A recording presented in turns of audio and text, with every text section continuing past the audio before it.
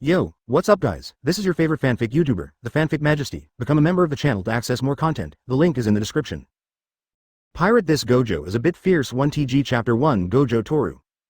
Boom. Boom. Boom. With a deafening roar, the isolated island on the sea began to tremble. The movement was like a natural disaster, a long time.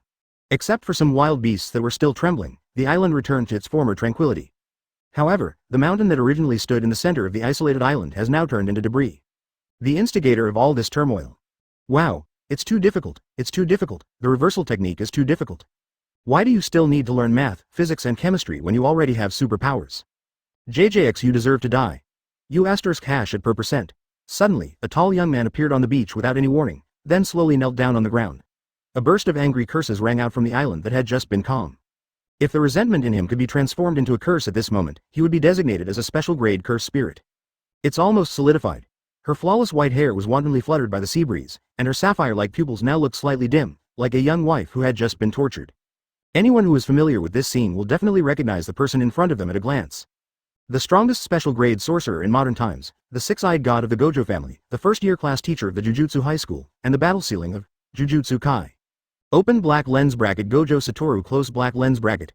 His appearance is exactly the same as in the anime when he was in technical high school, except that he is much taller, and looks to be about 2 meters 1. But, the key point, this enlightenment is not that enlightenment. The little devil kneeling on the ground and crying in front of me is not the heavenly Gojo sensei in the anime. But in the real world, there was a fragile college student who was angry to death after watching Curse return. Tisk, crap, after Shiki died, he inexplicably turned into Gojo Satoru during his high school days, and traveled to this unknown isolated island a year ago. Although he was very excited when he first realized that he had become Gojo Satoru, after the excitement wore off, he realized. This body has absolutely no signs of development of the 6 eyes and unlimited techniques, only some general application frameworks in the brain. A real little vegetable. In the past year, he had no intention of leaving the island. It was not that he did not want to, but that he did not dare to. Because he also discovered that this place didn't seem to be a world of magic. Not only was there no cursed spirit, but there was also a G tiger that was 3 meters tall. Can you believe it? It's like eating genetically modified feed, and none of the other animals are normal. So he could be sure that this was definitely not a world of spells. Advertisement faced with the unknown, the only thing he could do was to devote all his energy to developing his techniques and pray that this was not a world with abnormal combat power. After more than a year of endless practice, he finally developed his 6 eyes and unlimited techniques to the level of the authentic Gojo Satoru during his technical high school days. Then, I got stuck on the reversal technique. I totally don't understand. Even though he knew the formula for the reversal spell, which was cursed energy, x cursed energy, equals positive energy, plus, he could not succeed no matter how hard he tried. It's very numb. It's like when you take a math test and the teacher gives you a sheet of answers, but when you open it with great excitement, you find that there are only answers but no process. It felt like ants were crawling all over my body. Is it impossible to learn it without dying once? What if I really die? Oh, forget it. The man sighed, shook his head, and stood up. He quickly regained his fighting spirit, clenched his fist, and waved it, looking a little morbidly crazy. Go out to sea. Hey ha ha ha, from now on I am Gojo Satoru. Gojo Satoru is. Forget it. Let's call him Gojo Toru, having the same name is a bit unlucky. Good. Lousy Gojo Toru will definitely restore the glory of the strongest sorcerer. He will never repeat the mistakes of 2.5. The rotten dermatitis stuff, what a beast, you still have to watch JJXX. You ** at percent. After venting for a while, Gojo Toru finally regained some of his sanity. He straightened himself and looked around, then began to think about how to go out to sea to search for human civilization in this world. It's not that I'm no longer afraid of the unknown, but this is the only way left and I have no choice but to go out to sea. Humans are social animals after all. He stayed on an isolated island for more than a year without anyone to communicate with.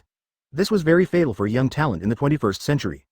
He had begun to feel that his mind was a little abnormal. If you continue like this, you're bound to become mentally ill.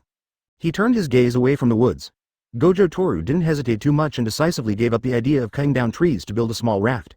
It's not that I don't want to, but I can't. It is bound to leak when it is built. It is more reliable to choose a direction and use teleport continuously, which is fast and stable. It is called teleportation, but in fact it is using the kang in the unlimited technique to achieve an effect similar to teleportation. The principle is to compress the space between the starting point and the end point through the infinite attraction of kang, similar to shrinking the earth into an inch. After making up his mind, he went back to the lake on the island to take a bath and change his clothes. That's right, he has 2 sets of high school uniforms, which came with him. I guess they were given to him by the unknown existence that brought him to this world. It's very thoughtful. Although there is no other cheat, he is already very satisfied with it now. Gojo Satoru's upper limit is quite high, who knows, he could become the strongest in this world. After sorting out the sundries, Gojo Tetsu filled 2 large gourds with fresh water and packed them with dried meat. As he was about to leave, he turned to look at the wild animals peeking out from the woods. Hey, Mina-san. Everyone, I'm leaving now, don't miss me. Gojo Toru smiled and waved at them. After all, they had lived together on the island for a year, and it was the only creature with which he could communicate to some extent. It would be a lie to say that he didn't have any feelings towards it. Although this year, some fresh, crossed out, very good little animals left forever. Advertisement, but they are still Gojo Toru's first friends in this world, so he still has to say goodbye before leaving. As if they understood what he said, the group of wild beasts were stunned. Then, they burst into tears and kept waving their claws at Gojo Toru. The scene was very touching. Of course, these are all illusions. Gojo Toru knew what they were thinking, and pouted his lips in dissatisfaction. Tisk, isn't it just that I want you to practice with me? Isn't it just that the weakest one will be made into barbecue? Do you really want to chase me away so much? Why didn't you show this expression when we were dividing your big fish? The beasts with bruised faces and noses blushed when they heard this, but they still swung their claws at a rapid speed, leaving afterimages. Gojo Toru felt that if they waved their hands, they could take off directly on the spot. Actually, it's not their fault. After all, they're beaten 9 times in 3 days, just like eating a horse. It's very stable. Gojo Toru's mouth curled up slightly, and he said with a wicked smile. Damn it, I will come to see you guys often in the future. Huh? He no longer cared about the wild beasts that were sweating madly.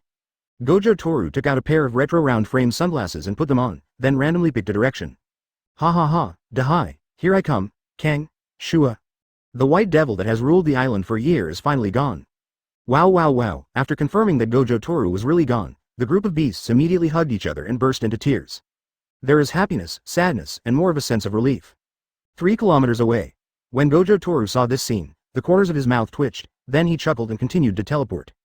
Through those strange animals, he had some guesses about this world, and next, it was time to verify it naturally. This is not difficult. After countless teleportations, he finally got his wish and saw the creation of human civilization. A large sailing ship. That logo on the sail looks familiar. Sure enough, I guessed it right. Hey ha. Shua, Chapter 2, First Encounter Marine. Hyuan Calendar Year 1507. West Blue Sea Area. Under the pure and flawless blue sky and white clouds, the sun shines on the blue sea. A warship covered with golden gauze was sailing on the sea. At this time on the deck of the warship, a burly purple-haired man crossed his arms and scolded the filthy-looking man in front of him whose face was red from holding back. Kaji, are you a loser? It's so hard for you to pull a sail? Where's your energy to disregard discipline and confess in public?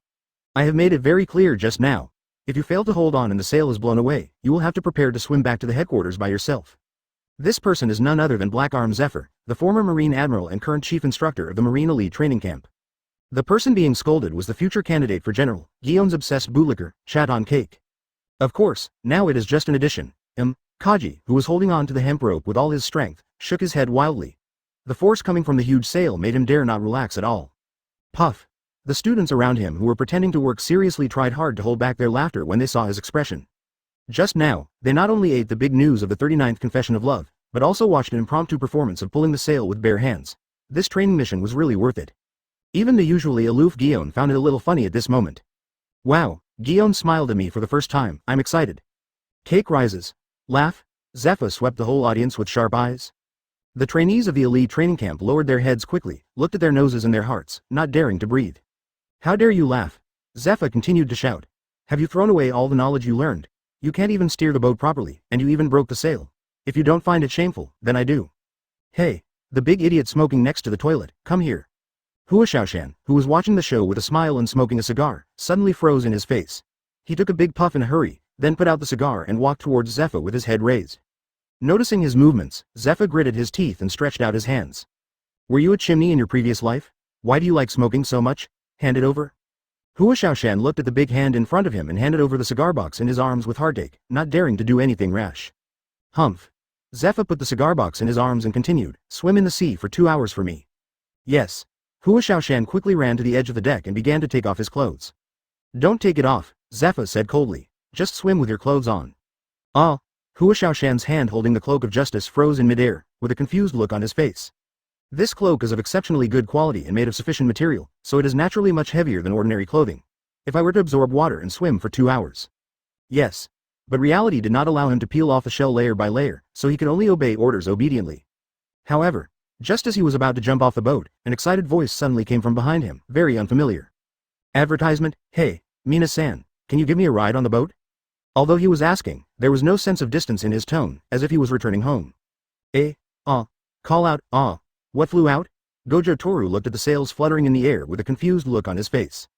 Sonorous, in response, there were dozens of sounds of swords being drawn, followed by a series of questions. Who are you? How did you get on the warship? What's your purpose? The way this white-haired boy appeared was so strange. He stood at the front of the deck, but there was no place to hide around him. They couldn't figure out how this person appeared, and they all felt like they were facing a formidable enemy. At this moment, no one to care about Cake, who was thrown into a shooting star by the sail. At the side, Zephyr had a slightly surprised look on his face. Strangely, he didn't even notice the man getting on board.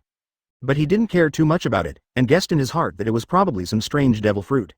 After so many years at sea, he is not surprised by any strange abilities he sees. Zephyr didn't say anything. Emergencies during the mission were also part of the assessment, and he wanted to see how these students would handle them. The white-haired boy with sunglasses raised his hands in surrender and said aggrievedly, I just want to take a boat, you guys are so scary. Ghost Spider took a step forward, holding 8 long swords. Don't talk nonsense, answer the question honestly. However, when the boy opposite saw him, instead of showing any fear, he suddenly became excited. Wow. Big Spider, see Gui, he can actually use the 8 swords style. Hey, Big Spider, what if your hair gets tangled while you're fighting? Will it be easy to cut yourself with so many knives? But it doesn't matter. Being handsome is a lifelong thing. I support you. At the end, Gojo Toru grinned and gave Onigumo a thumbs up. Everyone. Is this person crazy? Why is he focusing on something so strange? You're surrounded by more than a dozen big men. It's none of your business whether someone's hair will get tangled or not. But this guy is so damn handsome, even more damnable. Ghost Spider was so angry that he gnashed his teeth, exhaled deeply, looked at Gojo Toru and grinned. Haha, you'll know if it works if you try it. Don't blame me if your mouth gets torn apart later. Whoosh. As soon as he finished speaking, Ghost Spider stomped his feet hard and instantly rushed towards Gojo Che, with 8 long swords slashing at various parts of his body, as if he was determined to cut the man in front of him into 8 pieces. Zephyr frowned slightly when he saw this. Ghost Spider is too impulsive. He gets angry after just a few words without even understanding the situation. What if the other party is not a pirate? Isn't this just murder? Zephyr lowered his arms and was ready to save people at any time. He didn't go to rescue him immediately because he also felt that the white-haired boy was a little out of touch with his words, and it would be a good thing for him to be taught a lesson. Advertisement with him around, nothing will happen to anyone. Gojo Toru looked at the spider demon rushing towards him without any panic. Once he confirmed what kind of world this was, he felt relieved. The pirate world is totally fightable. The corners of his mouth slightly raised, and his eyes instantly read the appearance of all the personnel on the entire warship. Some are familiar, some are unfamiliar. Zephyr, Gion, Spider Demon, Burning Mountain, Flying Squirrel, Doberman, and Cake who just flew out. This is back to school. Wow, these are all the future stars of Marine. In the eyes of everyone, Gojo Toru seemed to be frightened and had no intention of dodging the attack. Too scared to move. After the crowd, Gion, who had been observing, frowned his wine-red eyes. She thought that this person must be a powerful figure since he could board the warship without anyone noticing. Now it seems that he is just a vase that is a little too handsome. A mature lady in her 20s who only admires strong and smart people. The ghost spider flew in front of Gojo Che and sneered. The 6 knives behind him stopped moving. He flipped the handles in his hands and smashed the foul-mouthed boy hard with the backs of the knives. He turned the blade temporarily because he saw that the man was frightened and his anger had mostly subsided. He felt that he had been impulsive just now, so he showed mercy. But, the living sin remains the same. Lousy will help you get a pair of dentures later. Shua. The back of the knife swung down heavily. But, as expected, there was no sound of teeth breaking. There's not even the feeling of hitting an object. What's happening? The next second, a frivolous voice came from behind the crowd who had not yet come to their senses. My beautiful lady, you won't pull out a knife and chop me like that black guy, right? After all, I just want to take a ride on the boat. Everyone turned around and looked. The young man from before was standing in front of Gion with his hands in his pockets, looking very pretentious. Hook up, he's so fast. Hearing this, Gojo Toru turned his head, his face full of displeasure. What are you talking about? How can you say a man is fast? This is called swiftness. Chapter 3 ZFA's Invitation. 10 minutes later, after a series of friendly explanations and conversations, Gojo Toru successfully became friends with the cadets on the warship. The serious kind, he is not yet so arrogant as to do anything on ZFA's ship. Even the spider demon was exhausted at this moment. After slashing for a long time, he couldn't even touch Gojo Toru's clothes. Tisk tisk, what a miserable man, Gojo-kun, was that the power of your devil fruit just now? Yes, it's so fast, faster than shaving. It doesn't seem to be fast, I think it's more like teleportation. I feel the same way. Brother Gojo, please tell us about it. Gojo Toru, who was surrounded by a group of training camp students, clenched his fist and coughed, then appeared in the center of the deck with a teleport. He spread his arms, struck an exaggerated pose, and gave an excited speech. Next, let me introduce one of my abilities, teleportation. Mina-san. Everyone, are you ready? Everyone turned around, waved their arms and shouted in unison. Oh, I'm ready. Gion, who was not far away, also looked over curiously at this time. Very good, very energetic. Gojo Toru smiled with satisfaction, then raised his hand and used Kang to suck the sail that was still flying in the air down, holding it firmly in his hand. It's not teleportation, but attraction. Everyone was puzzled when they heard this. They couldn't understand what the connection was between attraction and teleportation. Yes, it is attraction. It connects the starting point and the end point through attraction. Everyone was listening to Gojo Toru's explanation, while Zephyr, who was sitting not far away, frowned slightly. He didn't quite understand what Gojo Toru said, but at this moment he was more concerned about the movements of Gojo Toru's hands. The wind on the sea is very strong today, and the mainsail of the ship is even bigger. It is not an easy task to catch the sail in the strong wind by human power. Didn't you see that Kaji was thrown away accidentally just now? And the boy in front of him actually grabbed the sail easily, his strength. It's much bigger than Kaji, that kid Kaji, that's right. Add on. Forget about this kid. Zephyr quickly called on several students to board the lifeboat to search and rescue. Don't be late again and they will go far away to soak that guy's hair. Sitting back in his chair, Zephyr looked again at Gojo Toru, who was bragging among his students. This kid's strength. I have a connection with my husband. Zephyr smiled kindly, and no one knew what he was thinking. Advertisement the other side. Hua Xiaoshan took out a cigar from somewhere, blew out a smoke ring, and said with a smile. I roughly understand. Gojo's ability should be to shorten the distance and thus achieve the effect of teleportation. Gojo Tetsu gave him a thumbs up. Yes, that's it. Oh, I see. Everyone suddenly understood what was going on when they heard this. It was the first time they had seen simple attraction used to such an extent. The ghost spider who was resting on the railing not far away snorted coldly. The guy who only knows how to run away, Hua Xiaoshan here suddenly asked Gojo Toru curiously. Gojo-kun, can you use that attraction on me? He was quite curious, and the attraction didn't sound dangerous anyway. No problem, Gojo Toru grinned, gestured, okay, generously, and then raised his hand towards Hua Xiaoshan. Kang. As Gojo Toru performed the spell, Hua Xiaoshan felt a sudden surge of great force on his body, and then his body flew towards Gojo Toru uncontrollably. Everyone watching exclaimed in surprise, haha, take off. Just when Hua Xiaoshan was about to hit him, Gojo Toru laughed and suddenly raised his hand and waved it upwards, and then Hua Xiaoshan was thrown high into the air. When Hua Xiaoshan was about to fall to the ground screaming, Gojo Toru used the same trick again and threw him back into the sky. Looking at this scene, other students also wanted to experience it. Gojo Toru also found it amusing and had no objection to their request. But when he let go of his other hand, the sail filled with sea breeze snapped up to the sky like a whip. Then, the burning mountain in the sky was shattered with a pop. It flew away. Hua Xiaoshan, Gojo Toru, you ******. I can't hear the rest of the sentence clearly, it flew by so fast. Gojo Toru, Zephyr, Gion, everyone. The students who had just run forward and wanted to experience it suddenly braked and took a step back, with indescribable strange expressions on their faces. It's just a mistake. Gojo Toru laughed dryly and quickly grabbed the sail back and tied it on the boat. Zephyr rubbed his brows helplessly, and was about to ask someone to pull him back, but then he remembered that the boy seemed to be smoking on the boat again. Forget it, don't worry about him. Let him swim back by himself, he can't fly far. The students also retracted their steps, yes. Zephyr waved to Gojo Tetsu. Gojo boy, come here. After tying the sail, Gojo Toru came over and sat down next to Zephyr. Advertisement, what's wrong, old man Zephyr, old man Zephyr? Zephyr glanced at him with a strange expression, but didn't care and asked. You said you have no relatives, and now you are out of the deserted island, what are your plans for the future? Hearing this, Gojo Tetsu narrowed his eyes behind his sunglasses, then suddenly leaned towards Zephyr and asked. What's the matter, old man Zephyr, you want to invite me to join Marine? Zephyr raised his eyebrows. He really didn't expect this kid to be so direct. Are all young people like this nowadays? He smiled and stopped beating around the bush. Yes, you are very young, but you already have such strength. I guarantee that after you join Marine, with your talent, you will definitely become a senior executive of Marine within 5 years. Oh, very attractive conditions, do you trust me so much? Gojo Toru picked up the grapes on the table and put them into his mouth. Zephyr sat up straight and said confidently. I believe in my own judgment. With your current strength, you can at least become a lieutenant general in the future, and it is not impossible to challenge the rank of general. Gojo paused as he stuffed the fruit into his mouth. His sunglasses slid down slightly, revealing his eyes as blue as the sky. He smiled inexplicably. Old man, have you seen my strength? Zephyr frowned. Well, forget it, it's nothing, it's not impossible to join the Marine. I have nowhere to go anyway. After a pause, Gojo Toru continued, but I won't be a little marine. Of course, don't worry, kid. Zephyr waved his hand. Students who graduate from my training camp will start with the rank of lieutenant in this department. Just make the arrangements, old man. Gojo Toru waved his hand nonchalantly. By the way, do you have any desserts on board? I've been eating bland meat for a year, and my mouth is almost ruined. Go look for it in the kitchen yourself.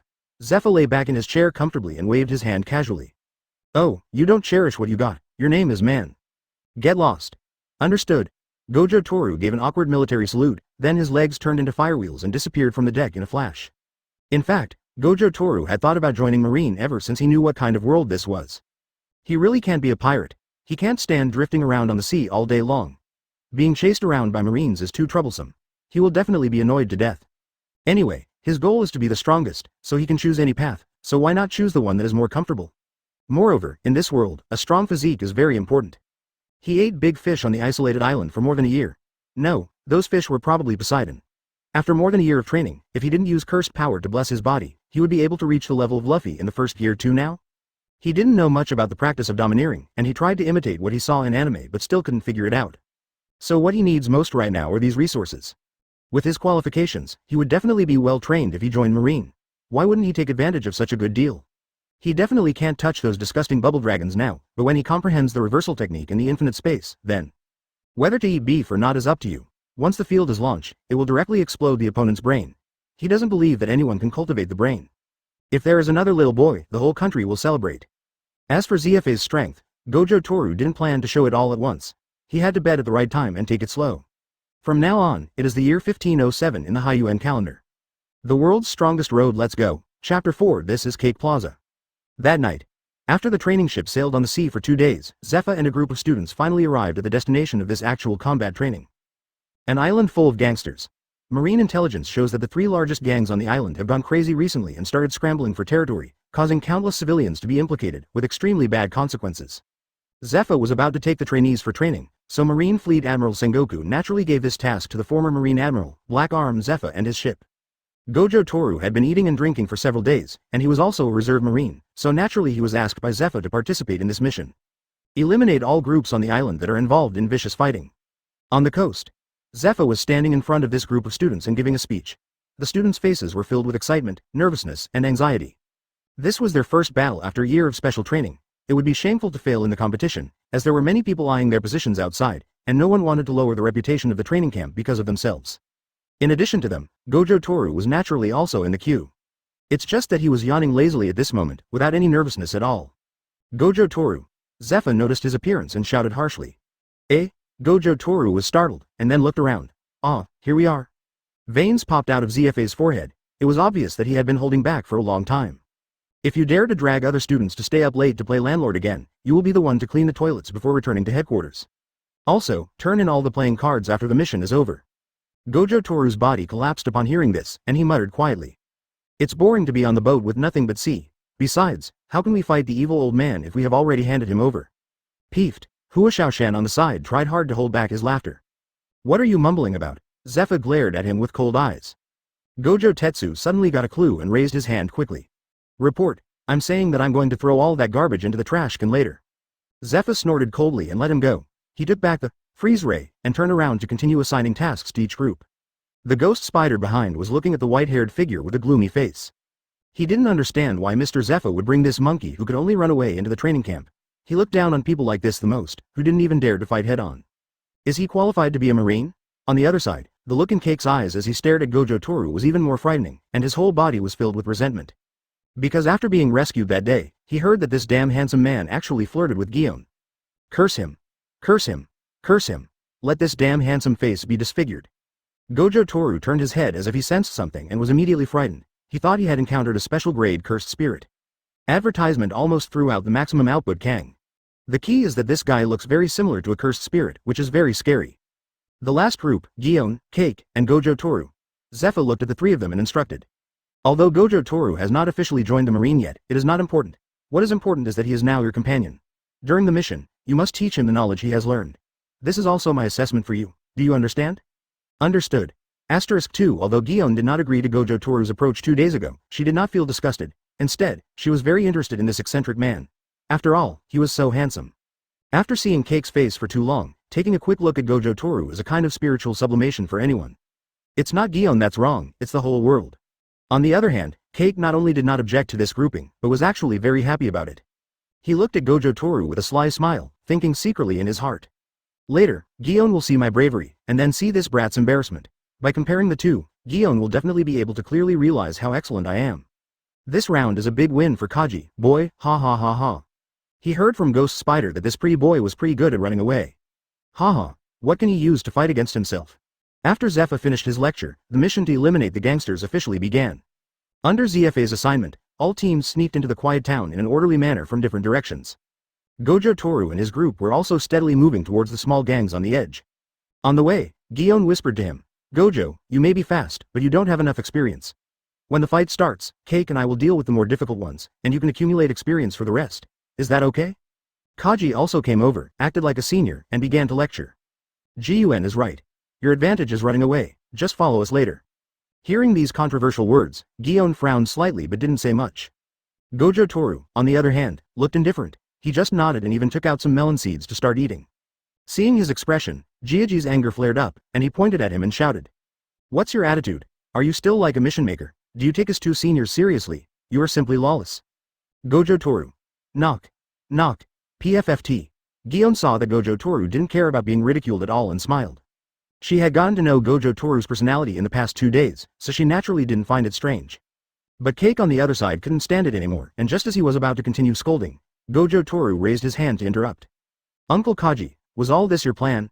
Shouting out all the enemies first, that's a good strategy. Advertisement. Hearing this, Kaji's face changed. He ignored being called uncle and quickly looked in the direction that Gojo Toru pointed. At this moment, a large group of big men holding machetes slowly walked out from there and stared at the three of them coldly. Kaji laughed dryly twice, then quickly adjusted himself and said seriously. What Gojo said is right. This is indeed my tactic for a quick victory. Don't worry, I'll lead the charge. After saying that, Kaji, with a red face, drew his knife and rushed towards the gangsters. Gojo Toru made a trumpet shape with his hands and shouted in a mean voice. Uncle Kaji, come on. Miss Gion and I believe that you can take down these rubbish by yourself. Cake, who was charging, stumbled suddenly, and was forced to continue charging resolutely. Well, Ki. As expected of Uncle Cake, Ki, like a god of war, Ki, come on. Gojo Toru looked at the battlefield, eating melon seeds with a look of emotion on his face.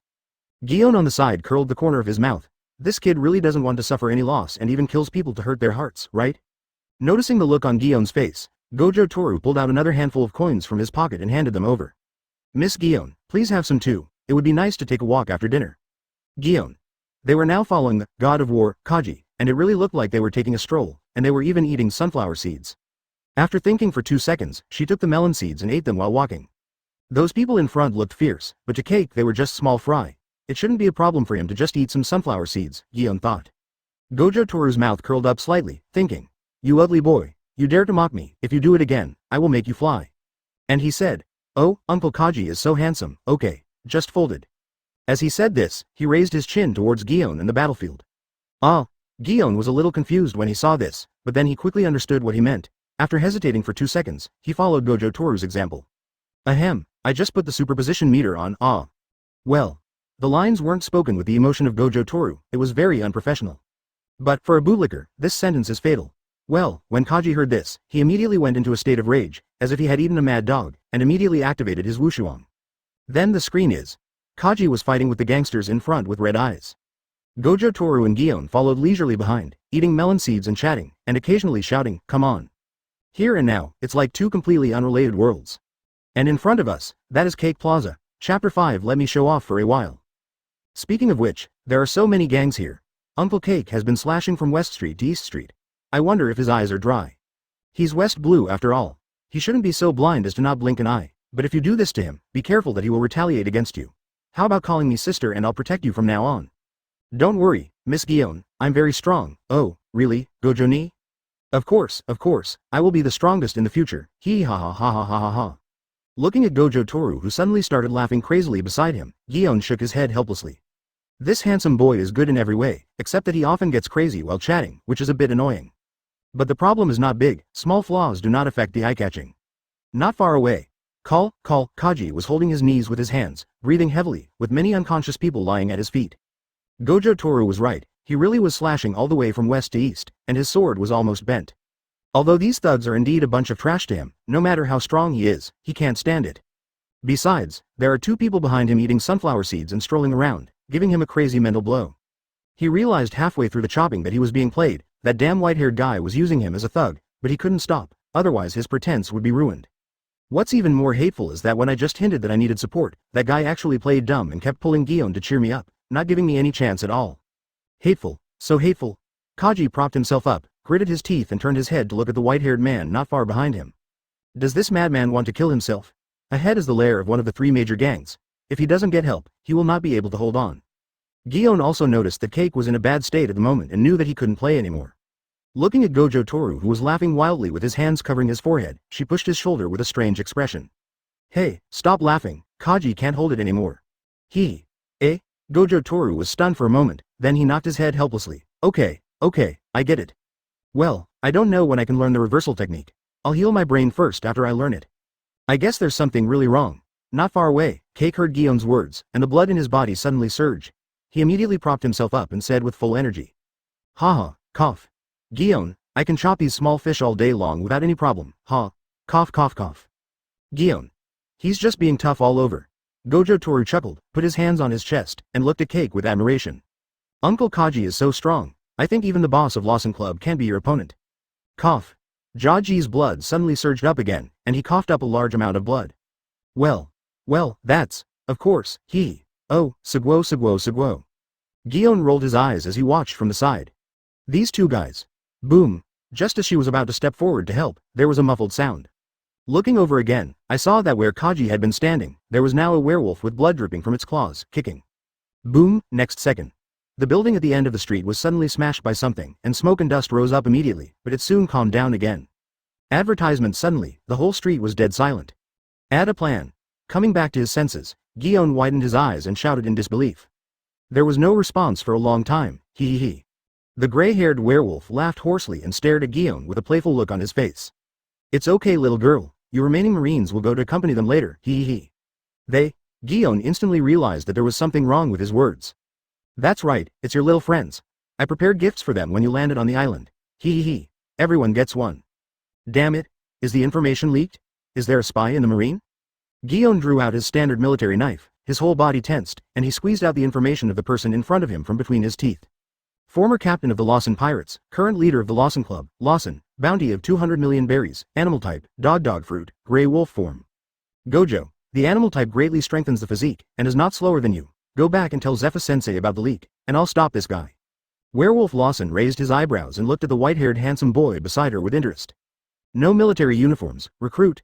It seems that Zephyr is really confused. He dares to throw all kinds of rotten fish and shrimps at me. Fast? Hey. Let me see. Bang, as soon as he finished speaking, the ground beneath Lawson's feet instantly cracked, and he rushed towards Gojo Che at an extremely fast speed. Your opponent is me. Gion immediately stood in front of Gojo Toru and used all his strength to force Lawson back with a single blow. The little girl's swordsmanship is pretty good. Lawson did a backflip and landed back on the spot, saying jokingly. I just wonder what ZFA's expression would be if I killed you. It must be wonderful. A drop of cold sweat slid down Gion's forehead. The speed was really fast. She almost couldn't stop the full strength attack just now.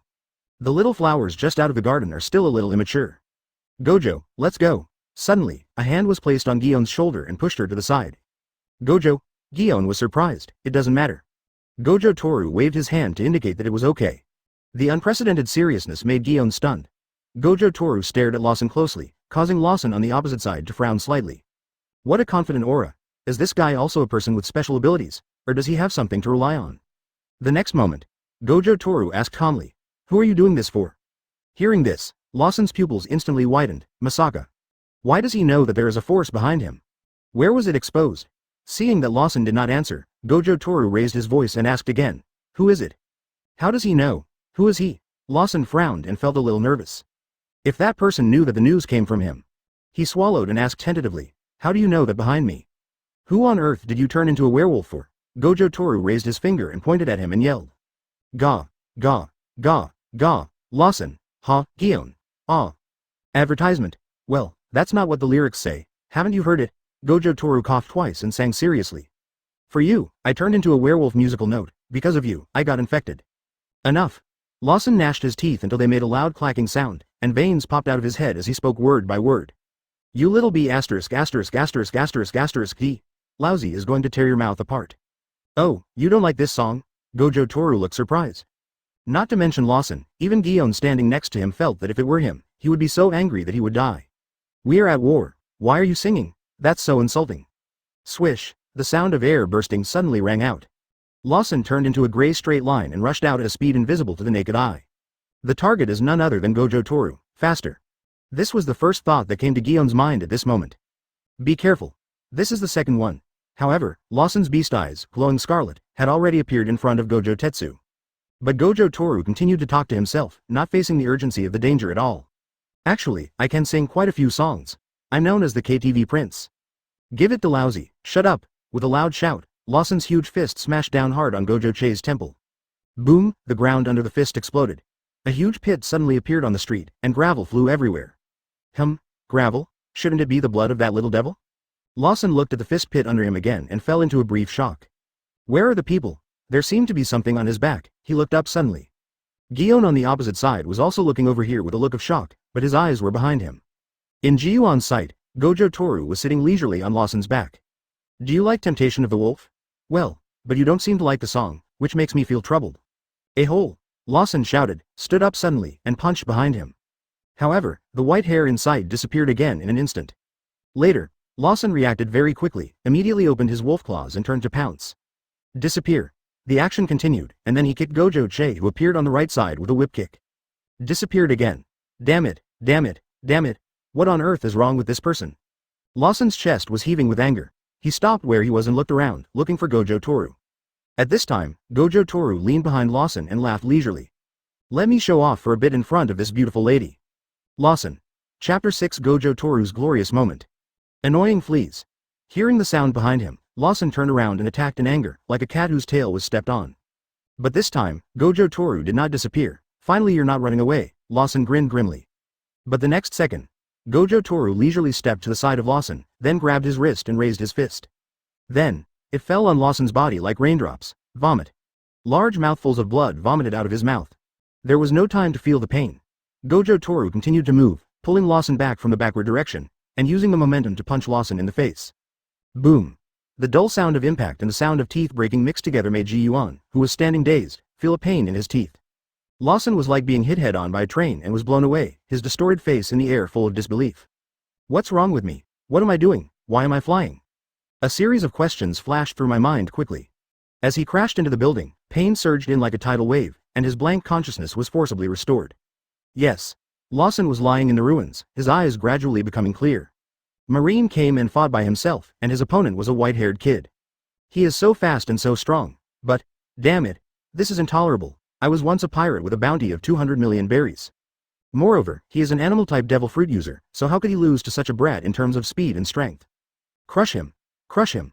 Lawson fell into madness, and his body gradually began to change. The other end. Little dog, are you okay? You are not allowed to sleep here. Gojo Toru put his hands on his forehead, squinted his eyes and looked towards the place where Lawson disappeared. Gion came back to his senses and rolled his eyes. Although she was very shocked by Gojo Toru's strength, his mean look still made her feel absurd and disconnected. Is this a habit that the strong have? I can't figure it out. Boom, the next moment, the collapsed ruins suddenly exploded, and a huge gray afterimage shot out from it, attacking Gojo Toru with unstoppable momentum. Oh, the little puppy is coming. Gojo Toru continued to tease without changing his expression, while opening his hand and aiming at the gray afterimage. I'm here to speed you up. Kang. Whoosh. Advertisement. When the extreme speed met the powerful attraction, the figure instantly disappeared from sight. This time it's almost gone, however, under Gojo Toru's blue eyes, his figure could still be easily captured. Kill you. Kill you. Kill you. Just as a huge, bloodthirsty and crazy wolf head rushed forward, Gojo Toru raised his right hand and swung it violently to his side. Boom. The exaggerated speed and inertia caused Lawson to deviate from the track under his traction, and he crashed into the ground not far away like a cannonball. A deafening roar broke out instantly. The entire street shook violently and dust flew everywhere due to the impact. Gojo Toru put one hand in his pocket and walked slowly towards that direction. He waved his right hand lightly at the smoke, and a huge pit with a diameter of nearly 10 meters immediately appeared before his eyes. The center of the giant pit. It was a gray wolf more than 3 meters tall, with its head stuck in the ground, looking extremely miserable. Gion also trotted over at this time. Looking at the scene in front of her and comparing it to the tall and thin boy next to her, the sense of absurdity in her heart became even stronger. A former pirate with a bounty of 200 million was defeated so easily in less than 2 minutes? Is it too fast and too easy? Kaji, who was kicked away by Lawson first, was now sitting in the ruins, his face full of shock and doubt about his life. Obviously, through the big hole that was smashed, he also saw the scene outside. When he was kicked away before, he reacted very quickly and used the iron block, so he was not seriously injured, but it was true that he was exhausted. He originally wanted to rest for a while to recover his strength, but most importantly, he wanted to see the 5 little ghosts get defeated, so he didn't go out immediately. But the result was that the little devil not only did not flee in panic after being beaten, but defeated the enemy with overwhelming force. No, didn't Ghost Spider say he can only run away? What's going on now? Please, I'll look stupid if you do this. And when he saw Guillaume looking at the 5 little devils with something of an expression on his face, he felt even more upset. He didn't know what kind of expression that was, but he had never seen Guillaume look at him like that before. It's over. My position in Guillaume's heart seems to be overtaken by that kid. Kaji collapsed and his face turned pale. Gojo Toru had no idea what Cake was going through at the moment, but it would be fine even if he knew. A young talent like him would at most be laughed at for a week. Cluck, cluck. Gojo Toru looked down at Lawson at the bottom of the pit and said jokingly. It's forbidden for puppies to go out on the street without a leash. Where's your owner? Hateful. Lawson below cursed in his heart. The animal-type devil fruit's ability to increase physical strength is indeed very strong, and even the exaggerated collision just now could not completely defeat him. But he understood that he was probably no match for this little kid. Playing dead is to find a chance to escape, but what on earth does this little devil mean? Owner? Did he really know something, or was I just overthinking it? No, I can't get caught, or my family will be finished.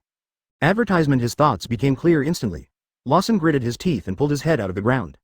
Then, without any unnecessary movement, it immediately ran out of the town, and its 4 thick legs instantly became afterimages. Looking at the big bad wolf running away without looking back, Guillaume was confused. Just when he was about to call Gojo Toru to chase after him together, he turned around and found that there was no one next to him. 1, 2, all running so fast. After complaining, she turned and ran towards the training ship. Anyway, Gojo Toru doesn't need my care anymore, so whoever I care about can care about him. It's redundant. The edge of town. Lawson, in his full beast form, ran desperately towards the private dock. As long as I escape, I will have a chance to start over again, and I will have a chance to get my family back. But things don't always go as planned. A figure gradually appeared in Lawson's bloodstained pupils. He stood quietly not far away. In the dim moonlight, the man looked like a ghost demanding his life. My new sandbag. Where are you going? An indifferent voice floated over faintly. Lawson stopped immediately and looked ahead with great caution. He swallowed subconsciously, and his words were full of negotiation. Brother, you are not an official Marine yet, right? We have no grudges against each other, and there is no one around. If you let me go, I will give you money, a lot of money. Gojo Toru tilted his head, with the corners of his lips slightly raised. Oh, really, that's right, there's a lot of money and gold bars in my safe, all of them are yours. Haha, naughty boy, even if I kill you, the money will still be mine. Lawson's expression froze for a moment, then he let out a long breath. No, Marine has to hand it over after confiscating it, it's different. Hey, didn't you just say I'm not Marine? Gojo Toru looked confused, then he seemed to have figured something out, raised his finger and pointed at Lawson and yelled. I understand, you must be kidding me, haha, I'm not stupid at all. IF asterisk asterisk asterisk asterisk asterisk she. Lawson opened his mouth, but was so angry that he couldn't utter a word. Haha, stop talking nonsense, take my flying kick. Gojo Toru had no martial ethics at all. In a flash, he flew over Lawson's head and then kicked the wolf on the head with great force. Bang, in an instant, Lawson flew backwards like an anti-aircraft shell. Circles of air ripples spread in the air, boom, boom, boom. It crashed into one building after another with unstoppable force. And in the air at the original spot, only a bloodflower and the dashing and heroic figure of Gojo Toru were left. Refer to Naruto kicking the truth-seeking ball. Call, beautiful scenery, Chapter 7, Reversal of Spells Maximum Output Kang. Earlier. The other side of town. At this time, several trainees in the training camp stood in a circle with their backs to each other, staring at the hundreds of enemies around them with resentful expressions. In the middle of the circle, there were a dozen dying students lying. The Fire Mountain, Ghost Spider, Flying Squirrel, Doberman and others who were resisting the enemy on the outside kept swinging their swords, swinging their swords, swinging their swords. However, the 6 Marine styles could no longer be used with their current physical strength. Damn it! Who leaked the information to them in advance? Ghost Spider gritted his teeth and growled. Nearly half of the 8 swords he controlled were broken at this time, but the enemies still rushed towards him continuously. Hua Xiaoshan panted, holding a blood-soaked cigar in his mouth, his eyes slightly moist. Stop wasting your energy talking nonsense, wait for Teacher Zephyr. As he spoke, he raised his hand and chopped down another gang member. The Flying Squirrel and Doberman swallowed hard,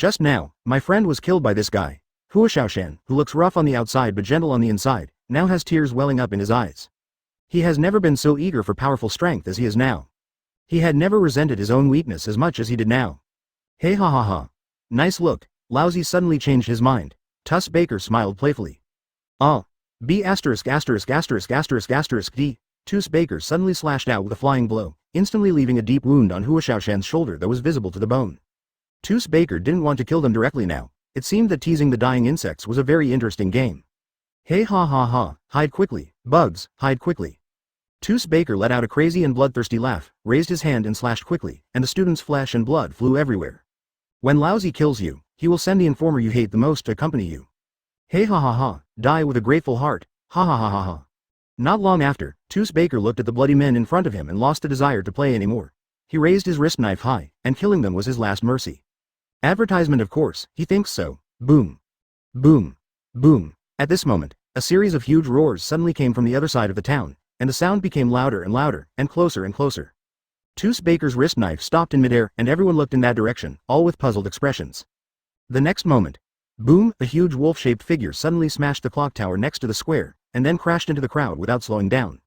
The people in that area were instantly smashed and flew everywhere, like water dropped into hot oil, hot and boiling.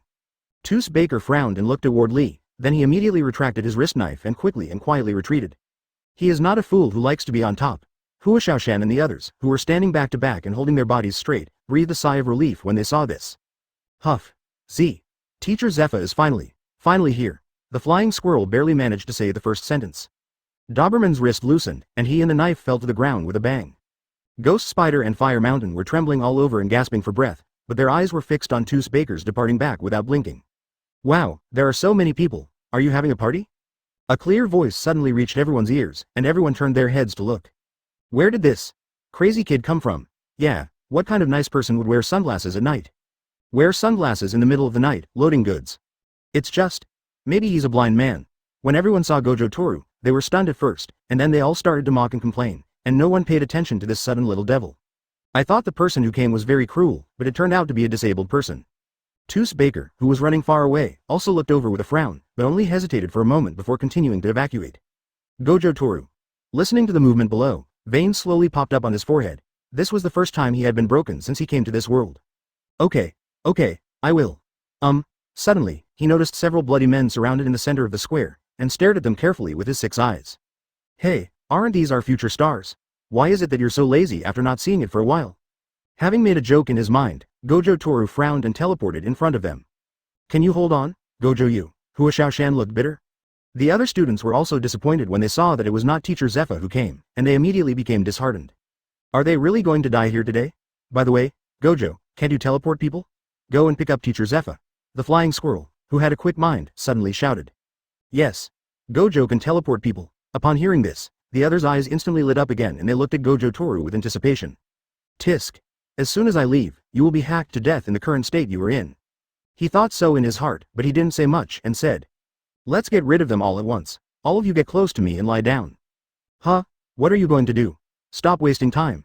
Ghost Spider frowned and urged, and the others also looked anxious. Tisk, you're wasting time. Not wanting to waste any more words, Gojo Toru raised his hand, sucked a few people over and threw them at his feet. Immediately afterwards, everyone who was confused felt that Gojo Toru's aura suddenly changed, and in an instant it was like a mountain, pressing down on everyone's heads. What is going on? Gojo Toru took off his sunglasses, looked serious, and then moved his hands around his body like Tai Chi, and finally closed them in front of him. As he moved, a ball of azure energy gathered between his palms and slowly condensed into a dazzling energy ball. The students all looked at this scene in shock. They felt the threat of death on this little ball. Even in his prime, advertisement, synchronized the procedure. Gojo Toru's cold voice sounded, but his movements continued. His slender and delicate fingers fiddled with the energy ball, and its power gradually increased. Maximum output. The energy of the curse surged again, strong winds blew up around, and the ground was gradually torn and shattered by the terrifying force. At this moment, the gangsters in the square were really panicked. They were so scared that they even forgot to breathe. The next moment, fear, pushing, cursing, screaming. This is the state of life at this moment. Gojo Toru raised his right hand, controlled the violent energy and slowly waved it around, saying softly. Kang. Boom, negative infinite attractive energy, similar to a small black hole. Boom, with Gojo Toru and others as the center. Boom, follow the direction of his hand. Boom. The entire square was plowed over like a natural disaster. Final. Gojo Toru raised his arm and clenched his fist. Call, the square fell silent. When the night wind blew away the smoke and dust, a pit of broken flesh and blood with a diameter of several hundred meters appeared before the eyes of the collapsed ghost spiders. Only a small piece of ground beneath them was intact. Shock, sluggishness, doubt, numbness. This is their current state of affairs. A long time. Gulu, everyone swallowed at the same time. Hua Xiaoshan couldn't help but think of the time when he let Gojo use his abilities on him, and he wanted to slap himself a few times. This thing is an attraction. After a long pause, he asked in a trembling voice. The end. The sudden sound made everyone shudder again. It's not that they are timid and have never seen the world. But the scene around me at this moment was really too terrifying. Countless broken limbs and arms, endless scarlet blood. In just a few seconds, this place has turned into purgatory. Hold on. At this time, Gojo Che clapped his hands together. Shua. His figure disappeared on the spot. The next second, 2 roars were heard in the distance, and then. Shua. Gojo Toru returned carrying the 2 unconscious men, and with 2 bangs, he threw the 2 men in front of Hua Xiaoshan and the others. After a closer look, I found that these 2 people were the leaders of the 2 major organizations. Toothbaker. Ward Lee. Everyone's pupils suddenly contracted and they looked up at the young man in front of them. Zephyr and Gion had just landed on a roof in the distance and were looking over here, but their expressions were a little hard to see clearly. However, in everyone's eyes, the boy's white hair fluttering in the night wind was particularly clear. He took out the pair of round-frame retro sunglasses from his collar and put them on again, grinning. It's over. Chapter 8 Daily Life at Sea 2 days later. The azure west blue sparkled in the sun, and pure white seagulls rode the wind and landed on the flagpole of a warship. It looked down and tilted its head. What a strange bunch of people. After a good rest, it spreads its wings again and flies away. Gah. My stomach hurts a little, on the warship. At this time, 6 people were sitting side by side on small stools, and each of them had a fishing rod in front of him. And these 6 people are Hua Xiaoshan, Ghost Spider, Flying Squirrel, Doberman, Cake, and Gojo Toru, who is humming a little tune. It can be said that when these people sit together, they are all of different heights, weights, beauty and ugliness, and each has his or her own characteristics. The only thing in common was that they were all wrapped in bandages, looking a little miserable. Hua Xiaoshan blew out a smoke ring and turned his head to look aside speechlessly. Hey, Che, it's understandable that we are injured and bandaged, but what are you doing? The other 4 also nodded in agreement and looked over with strange expressions. In their sight, Gojo Toru had changed out of his pure black technical college uniform, wearing an open-patterned short-sleeved shirt on top, beach pants and flip-flops on the bottom, as if he was on vacation in Malaysia. Unfortunately, the delicate body beneath the shirt was covered by layers of bandages. It's not like the mountain is on fire. They want to see some handsome guy's abs. Fujoshi, get out. The main thing is, they know that in the battle 2 days ago, Gojo Toru was not injured at all. It was a complete crush. Slurp, Gojo Toru took a sip of his lollipop and glanced around. I'm wearing the same limited edition skin as you guys just to fit in. Otherwise, I'd be the only one without a bandage, and it would seem like I'm just a freeloader. And this bandage looks so handsome, so manly, everyone. You're saying it as if we're holding you back. We're all in bandages. I'm really sorry. Although everyone was using the most disgusting words to describe Gojo Toru in their hearts at this time, they were still grateful to Gojo Toru from the bottom of their hearts. Even Spider Oni and Cake, who used to dislike him, now treat him as a friend. If Gojo Toru hadn't come that day, they might not have had the chance to sit here and fish leisurely now. But they will not show mercy with their mouths or hands. Bah, loading, brothers, strip him. Gia was the first to attack. Gojo. Huh? The others raised their lips slowly upon hearing this, dropped their fishing rods and cigars, and immediately pounced over with their teeth and claws bared. Kaji. Ghost Spider, lock his throat and leave the clothes to me. Gojo. Don't, Ghost Brother. An airy summation opening parenthesis D. Ghost Spider. No problem, backquote Omega. Gojo. Ahem, strangled to death opening parenthesis ka backquote. Flying Squirrel. Fire Mountain Doberman, hold his legs and don't let him kick. Sigh, backquote, sigh. Huashaoshan. Oh, hey, Doberman, don't squeeze me. Greater than. Doberman. Oh, backquote. Wrong, big brother, don't touch my pants. I don't have any bandages wrapped around my bottom. Ha ha ha. Itchy, ha ha, it's not about tickling the soles of your feet. Kaji, you wretched man, stop tearing it, overtake. Okay, this is what you perverts forced Lousy to do. Advertisement: a chicken coop, like a withered flower and a fallen willow. Gojo Chase suddenly exerted his strength. Dong, Huashaoshan and Doberman, who were holding his legs, bumped into each other instantly, and their heads were buzzing. Good sounding means a good start. He freed his feet and stepped back on the deck, then kicked Kaji's extremely obscene face. Just consider it as a plastic surgery for him. The remaining ghost spider was also thrown over his shoulder by him. Puff, it hits Kaji's stomach. Look, this guy is so happy. After clapping his hands, Gojo Toru felt refreshed. He ignored the others who were wailing and squatted down next to Cake's head. Ha ha ha, Kaji, you are very brave.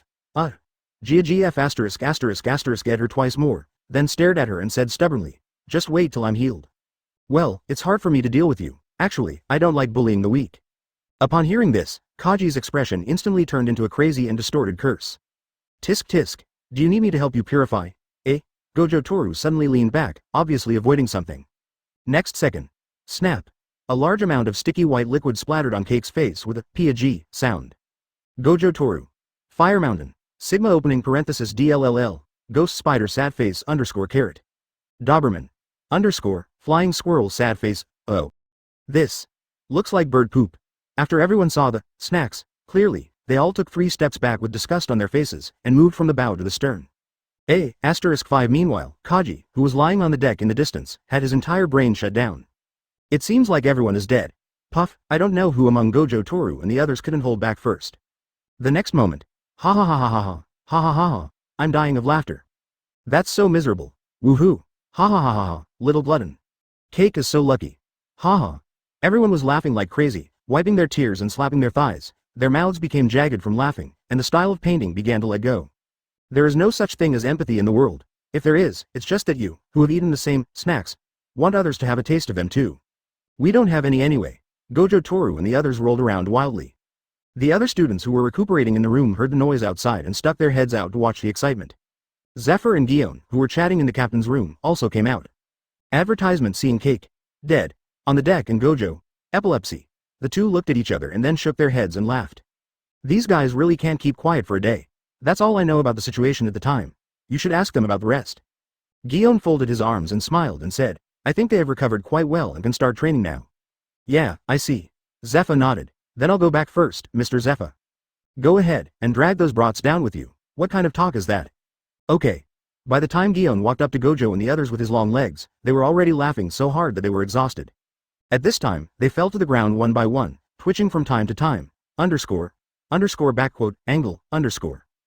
Gion twitched the corners of his lips, raised his mudden fat feet, and poked Gojo Toru's butt with the tip of his high heels. Hey, are you still alive? Gojo Toru barely lifted his eyelids to take a look, then used his hands to push aside the long legs. Like alive. What a mess. Gion kicked the others again. Hurry up. Go throw Kaji into the sea and wash him off, he stinks. Oh. Several people helped each other to stand up and immediately ran towards Jiaji.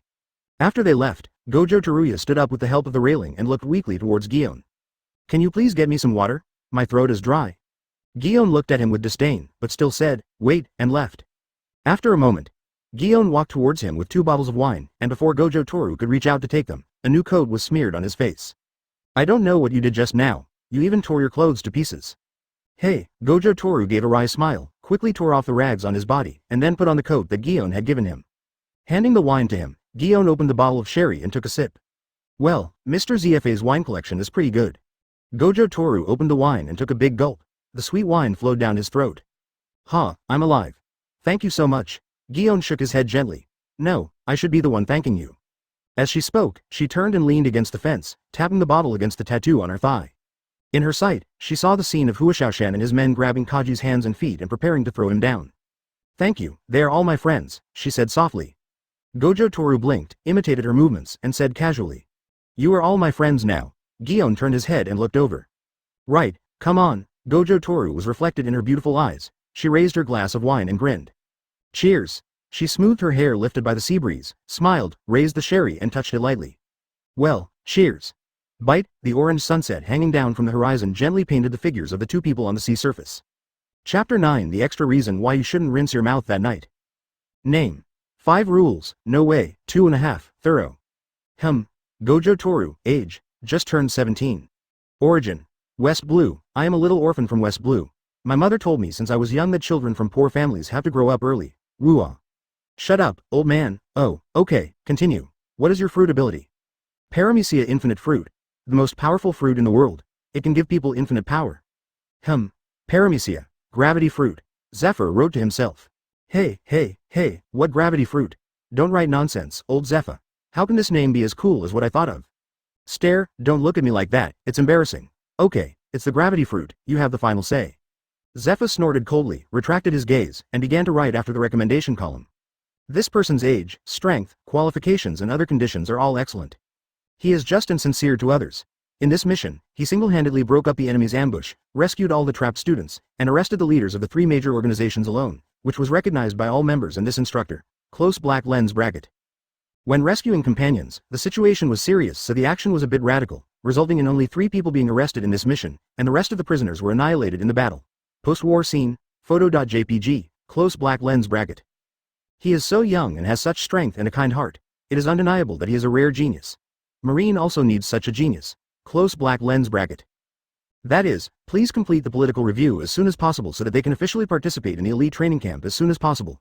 Close black lens bracket. After writing, Zephyr checked it carefully again, then picked up the letter of recommendation, shook it to dry the ink, and put it in the drawer. It can be seen that he has a very good impression of Gojo Toru and values him very much. But at this time, Gojo Toru on the opposite side was rocking his chair boredly with a lollipop in his mouth. Seeing that Zephyr had finally finished writing, he immediately stood up and stretched. Well, it's finally done, old Zephyr, you are the former admiral and the teacher of the 3 current admirals. Why bother with so much trouble? Just tell your good friend Sengoku Fleet Admiral, it's not good to be too rigid. What good friend? You rude brat, Zephyr glared at him and shouted. How can casual words and privileges be compared to this? Every word I write is your real qualifications and resources for the future. Be grateful, you have to be grateful, you know what I mean, little brat. Gojo Toru was stunned when he heard this, and after thinking about it, it seemed to be true. Tisk, you are still too young.